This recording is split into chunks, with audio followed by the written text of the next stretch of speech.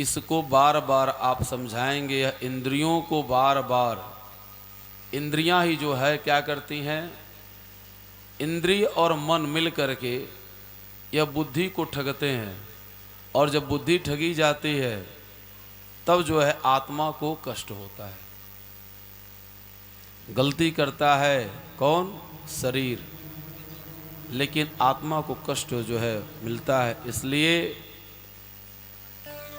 इस जीवन में अनेकों प्रकार के सुख और दुख, इस संसार का नाम ही दुखालय है।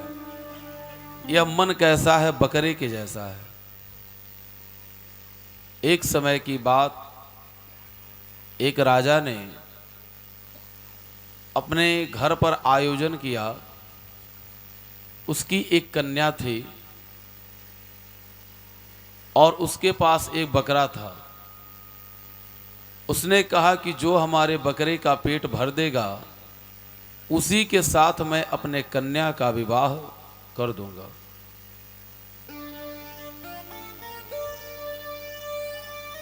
कन्या के विवाह करने के लिए, कन्या से विवाह करने के लिए हर देश के राजा वहां पहुंचे।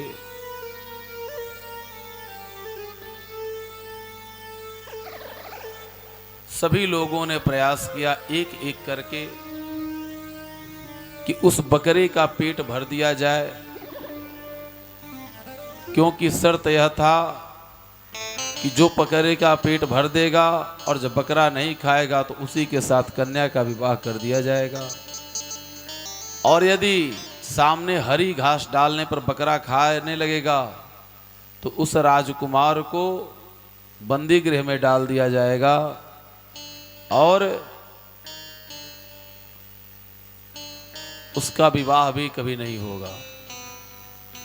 सभी राजकुमार आए, एक एक करके सभी लोगों ने प्रयास किया। सभी लोग ले जाते, सुबह से शाम तक उसको जो है घुमा घुमा करके जहां हरी हरी घास देखते वहीं पर उसको खिलाते।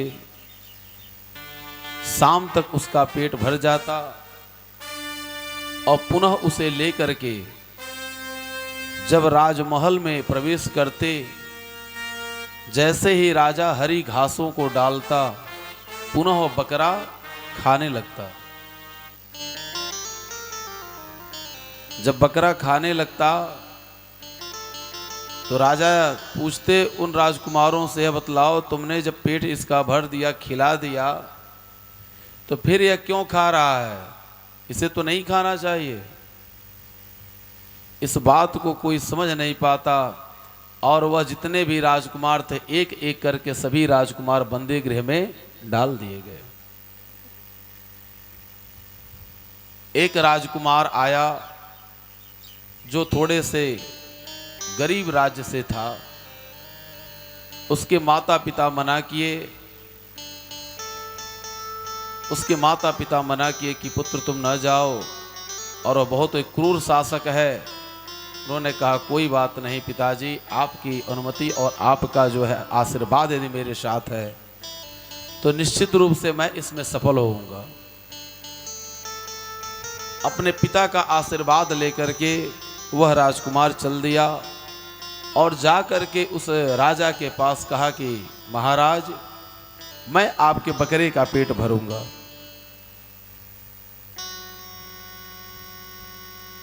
राजा जब इसे देखा तो हंसने लगा कि इतने बड़े बड़े महाराज के बालक जो है वह नहीं भर पाए, इतने बड़े बड़े राजकुमार इसके पेट को नहीं भर पाए, यह चले हैं पेट भरने के लिए। इन लोगों को तो मैं बंदी गृह में डाला, जेल में डाला, लेकिन तुम्हें मैं क्या करूंगा? सीधे फांसी दे दूंगा यदि तुम इसके पेट को नहीं भर दिए। उन्होंने कहा ठीक महाराज कोई बात नहीं, आप मुझे एक छड़ी दे दीजिए, मुझे एक छड़ी दे दीजिए और उस छड़ी से मैं ले जाऊंगा, उसी के सहारे इसको खिलाऊंगा पिलाऊंगा। एक दो हाथ का उसको छड़ी मिल गई और उस डंडे को और उस बकरे को लेकर के वह गया। कहाँ लेकर के जाता? जहाँ हरी हरी घासें रहती, और जहाँ हरी हरी घासें रहती जैसे ही बकरा खाना चाहता तुरंत उसके मुंह पर वह डंडे से पिटाई करता। शाम तक वह घुमाते घुमाते पूरे जो है क्षेत्र में, पूरे हर खेतों में जहां हरी हरी घासें थीं सब जगह वह लेकर के गया, सब जगह लेकर के गया, लेकिन खाने कहीं नहीं दिया। शाम को उस बकरे का मुंह फूल गया, राजा के पास लेकर के आया, राजा के पास लेकर के आया और राजा ने कहा कि इसको खिला दिए, इसका पेट भर दिए। उसने कहा महाराज आप स्वयं परीक्षण कर लें। राजा ने सिपाही से मंगवाया कि घास लाओ, हरी हरी घासों को लाओ। जब घास का नाम सुना तो बकरा कान उठा करके देखने लगा घास कहां से आ रही है, लेकिन जब घास सामने पड़ी तो बकरा खा नहीं रहा। एक बार वह उस राजकुमार के तरफ देख रहा, उस डंडे को देख रहा, एक बार घास को देख रहा। उसने कहा कि क्या बात है, क्यों नहीं खा रहा है? उसने कहा महाराज जिसकी वृत्ति बिगड़ जाती है, जिसकी प्रवृत्ति बिगड़ जाती है वो कभी सुधरती नहीं है। अर्थात यह मन इतना बिगड़ा हुआ है, इतना विषयी जीव है कि इसको आप जो है जहां भी, जैसे भौरा किसी भी पुष्प का वह पराग लेता है लेकिन उसका मन नहीं भरता है, उसी प्रकार से मन जो इतना विषयी है कि जहां पर यह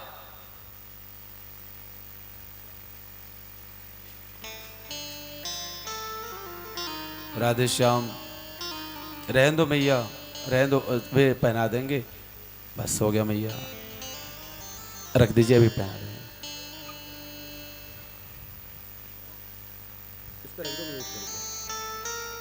ठीक है, स्वीकार है। राधे राधे। यह मन इतना विषयी है, उसी बकरे के तरह से, उस बकरे के तरह से आप जितना इस मन को आप स्वतंत्र करेंगे यह मन आपका भटकता रहेगा। लेकिन ज्ञान के डंडे से जब आप अपने मन की पिटाई करेंगे तो यह मन क्या होगा, धीरे धीरे करके जो है यह रुक जाएगा। इसलिए ज्ञान के डंडे से इस मन की पिटाई करिए। मोबाइल है आपके पास, मोबाइल में अच्छी भी चीज देखी जा सकती है और बुरी भी चीज देखी जा सकती है, लेकिन मन आपका अब किधर जा रहा है? मन आपका जो है इतना प्रबल है कि वह आपको अच्छे चीजों को नहीं देखने देता, सदैव जो है आप कहीं फिल्म में, कहीं सीरियल में, कहीं बुरी चीजों में आप लगे हुए हैं। यह क्या है? यह मन आपको जो है बार बार जो है आपको उधर खींचता है, यह उसका कार्य है। इसलिए मन को परमात्मा में, यदि आपका मन नहीं लग रहा है तो भी आप भगवान के नाम का जाप करिए। बिल्कुल आपका मन नहीं लग रहा तो भी जाप करिए। उससे क्या होगा, धीरे धीरे करके एक दिन आपका मन ऐसा परमात्मा, ऐसा हमारे गोविंद में लग जाएगा कि लोगों को छुड़ाने से भी नहीं छूटेगा। यह मन इतना दर बदर भटकता है। मन जो है क्या है, उस हाथी के तरह से, जैसे हाथी को रगड़ करके नदी में स्नान कराया जाता है, और पुनः जैसे ही वह नदी से बाहर निकलता है हाथी, तुरंत कीचड़ को अपने सूंड में भर करके और अपने ऊपर जो है छिड़क लेता है। जैसे वस्त्र आपने साफ किया और वस्त्र साफ करने के बाद पुनः उसमें आप कीचड़ लगा ले में, तो वस्त्र साफ करने कोई मतलब नहीं है।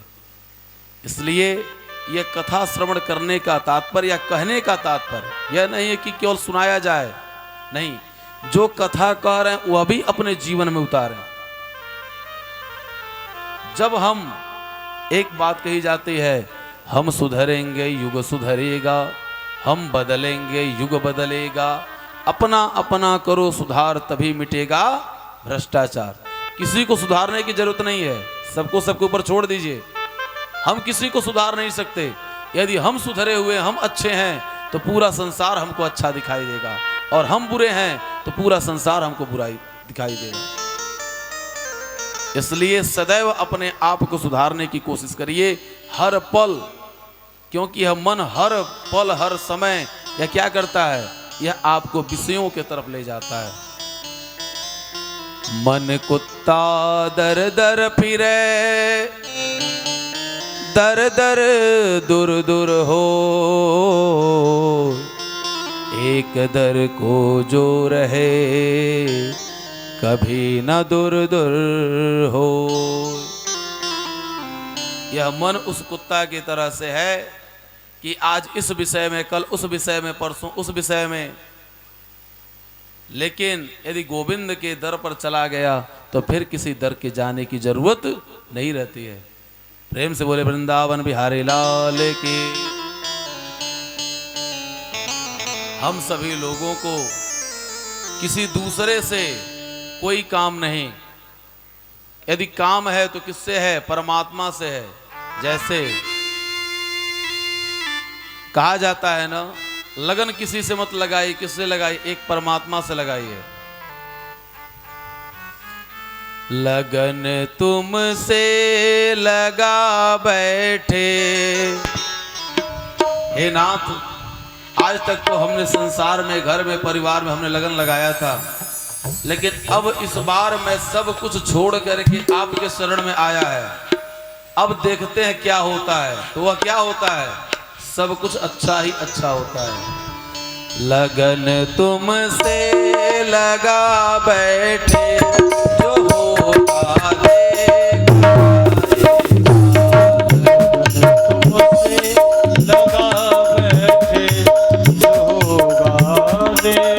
जाएगा। लगन तुमसे लगा बैठे, जो होगा देखा जाएगा। लगन तुमसे लगा बैठे, जो होगा देखा जाएगा। तुम्हें अपना बना बैठे, जो होगा देखा जाएगा। तुम्हें अपना बना बैठे, जो होगा देखा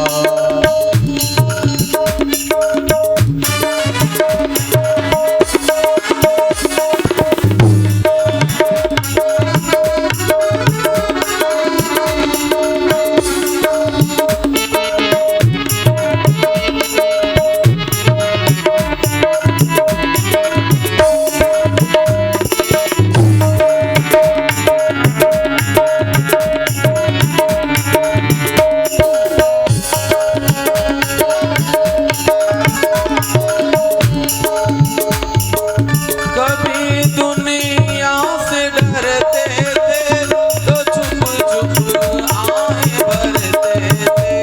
कभी दुनिया से डरते थे, तो चुप चुप याद करते थे। देखिए संसार जो है ना, बहुत विचित्र है। यहाँ छुप छुप याद करने का तात्पर्य क्या है, समझिएगा भाव से थोड़ा। जैसे कोई पूजा करता है और एक व्यक्ति नहीं पूजा करता है, तो जो पूजा नहीं करता है वो क्या करता है, अरे बड़ा पुजारी हुए हैं, बहुत पूजा कर रहे हैं, सुबह से जो बहुत पूजा कर रहे हैं। तो उसको यदि भगवान से प्रेम हो गया है तो वह क्या करता है, छुप कर अपना पूजा कर लेता है, ताकि कोई रोके टोके ना। कभी दुनिया से डरते थे, तो चुप चुप याद करते थे। कभी दुनिया से डरते थे, तो चुप चुप याद करते थे। तो चुप चुप याद करते थे। सभी पर्दा, हमारे और भगवान के बीच में जो पर्दा है ना, और माया रूपी जो पर्दा है, वो जो पर्दा पड़ा हुआ, उसी पर्दा को हटाने का ये सारा आयोजन किया गया। सभी पर्दा उठा बैठे, जो होगा देखा जाएगा। हटा बैठे, जो होगा देखा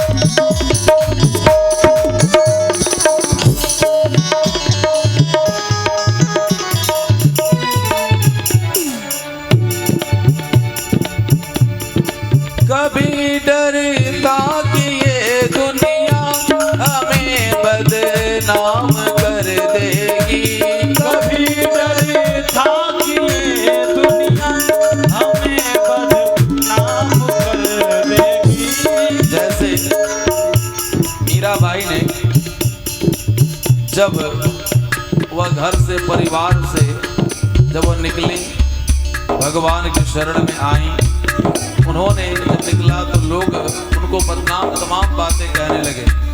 लेकिन जब उन्होंने समर्पण भाव रख दिया कि हे प्रभु जो भी हो अब देखा जाएगा, मुझे कुछ भी न ज्ञान है, न विद्या है, न बुद्धि है, मैंने तो सब कुछ आपको अर्पण कर दिया, अब हमारी लाज आपके हाथ में गोविंद, आप जो हमारी रक्षा करें। कभी डर था कि ये दुनिया हमें बदनाम कर देगी, कभी डर था कि ये दुनिया हमें बदनाम कर देगी, हमें बदनाम कर देगी, हमें बदनाम कर देगी। शर्म अब लाज का बैठे, जो होगा देखा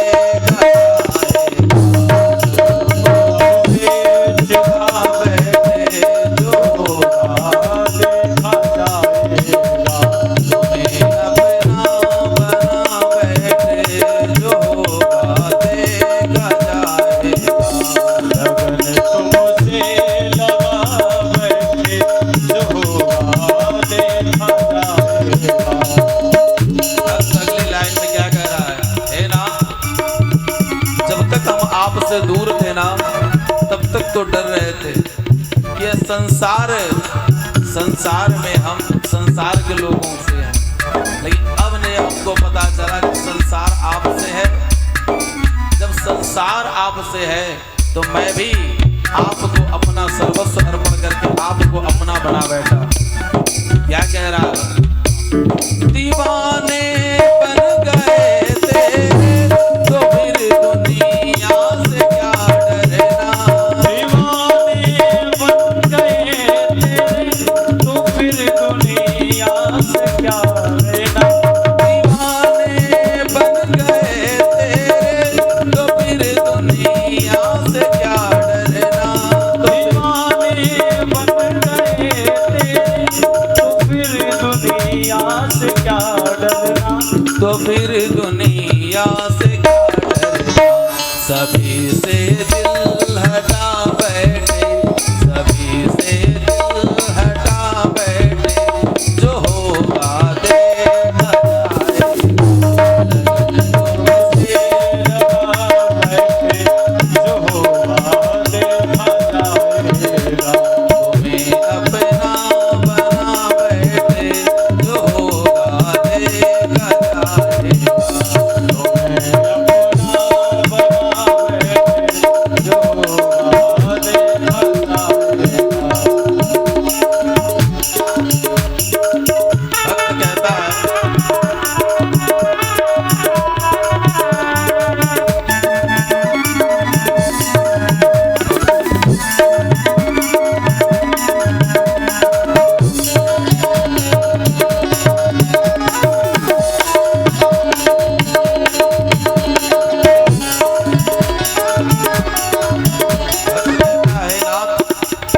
संसार वाले अनेकों तरह के कष्ट देते हैं, सबको छोड़ करके मैं आपके शरण में आया, अब आप अपना लेवें, क्योंकि संसार से हार करके मैं तुम्हारे शरण में आया हूँ प्रभु, आप अपने से दूर ना करो ना, नहीं तो क्या हो जाएगा, यह जो दिल है ना ये टूट जाएगा प्रभु, क्योंकि संसार से हार करके मैं संसार के मालिक के पास आया हूँ।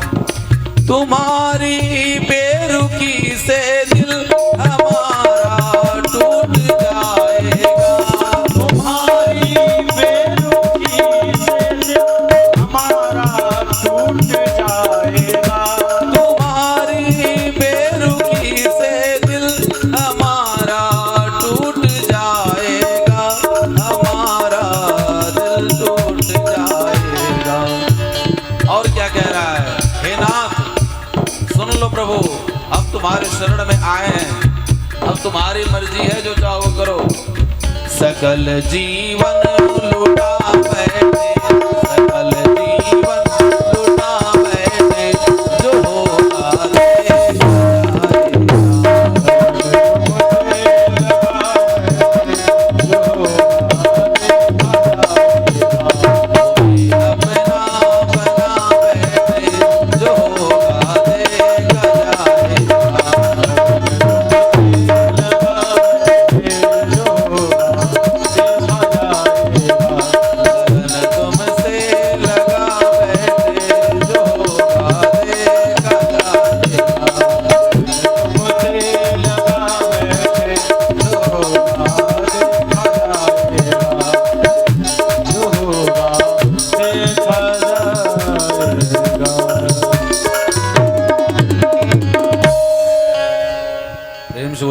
वृंदावन बिहारी लाल की जय हो।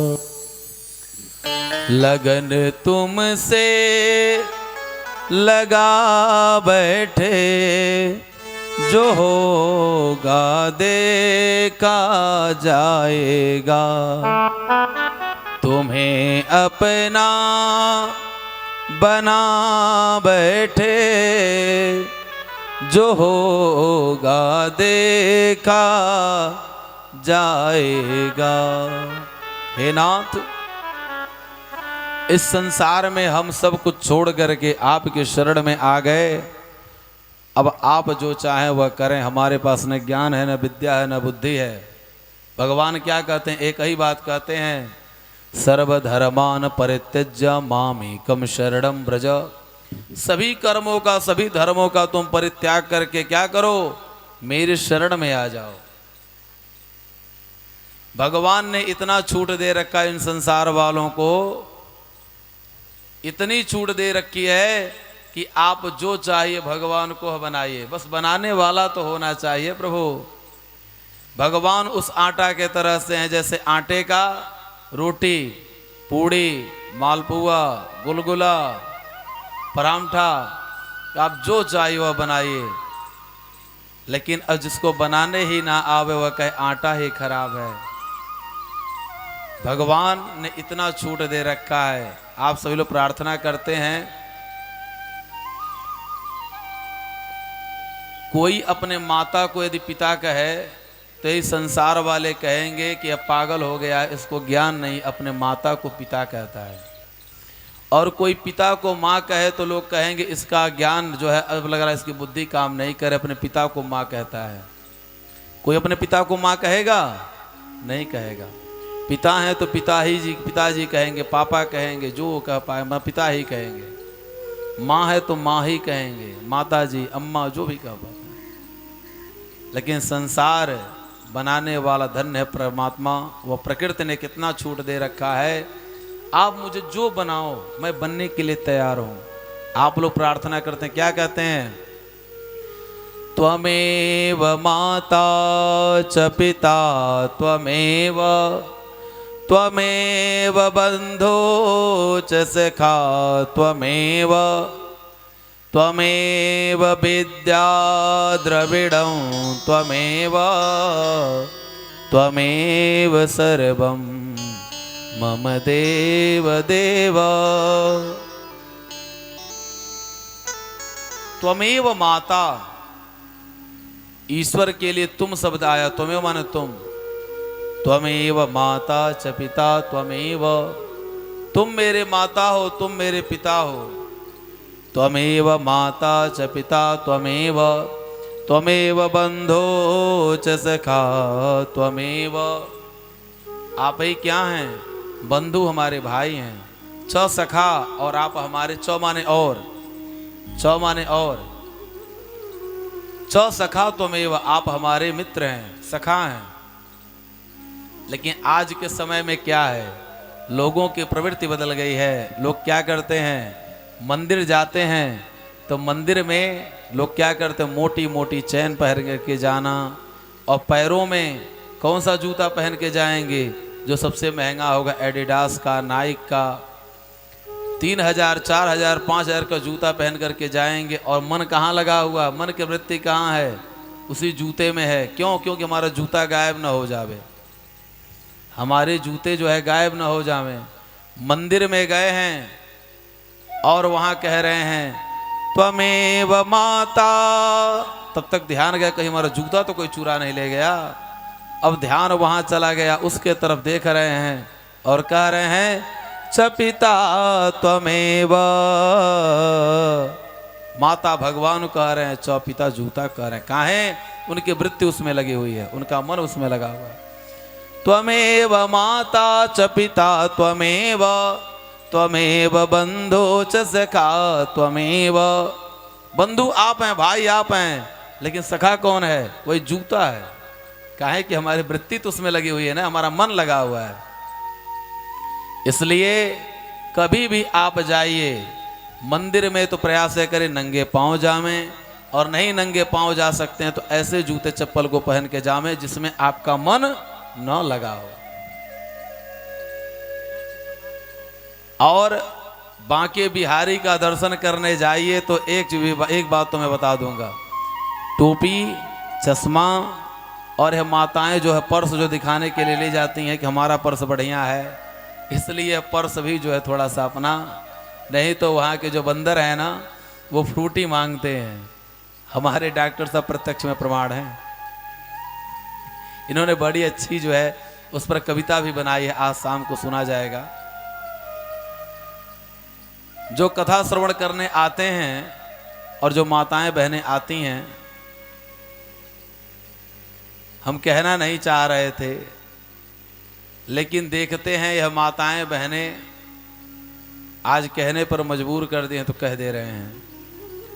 गण 4 प्रकार के होते हैं। गण कितने प्रकार के होते हैं? 4 प्रकार के।